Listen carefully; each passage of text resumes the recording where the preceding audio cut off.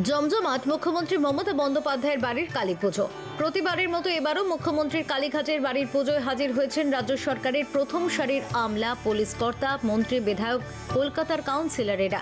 একাধিক শিল্পপতি, টলি তারকারাও হাজির ছিলেন।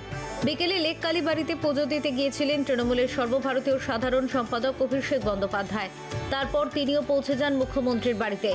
বাড়ির পুজোয় প্রতিবারই নিজের হাতে ভোগ রাধেন মুখ্যমন্ত্রী। এবারও তার অন্যথা হয়নি। মুখ্যমন্ত্রীর সঙ্গে ছিলেন তার ভাতৃবধূ তথা অভিষেকের মা লতা বন্দ্যোপাধ্যায়। পুজো শুরুর সময় মমতাই ডেকে নেন দুই অভিনেত্রী জনপ্রতিনিধি জুন মালিয়া আর সায়ন্তিকা বন্দ্যোপাধ্যায়কে। ছিলেন রাজ্যের মুখ্য সচিব মনোজ পন্ত, স্বরাষ্ট্র সচিব নন্দিনী চক্রবর্তী, প্রাক্তন মুখ্য সচিব হরেকৃষ্ণ দ্বিবেদীও। শিল্পপতিদের মধ্যে হর্ষ নেউটিয়া, প্রসূন মুখোপাধ্যায়রা গিয়েছিলেন মমতার বাড়ির পুজোয়। ছিলেন রাজ্য পুলিশের ডিজি রাজীব কুমারও। অভিষেক পৌঁছানোর পর তার সঙ্গে বেশ খানিকক্ষণ কথা বলতেও দেখা গিয়েছে রাজ্যের অরূপ বিশ্বাস এবং ফিরহাদ হাকিমকে। ছিলেন তৃণমূলের রাজ্য সভাপতি তথা রাজ্যসভার সাংসদ সুব্রত বক্সীও। অভিষেকের কন্যা এবং পুত্রও ছিলেন পুজোয়।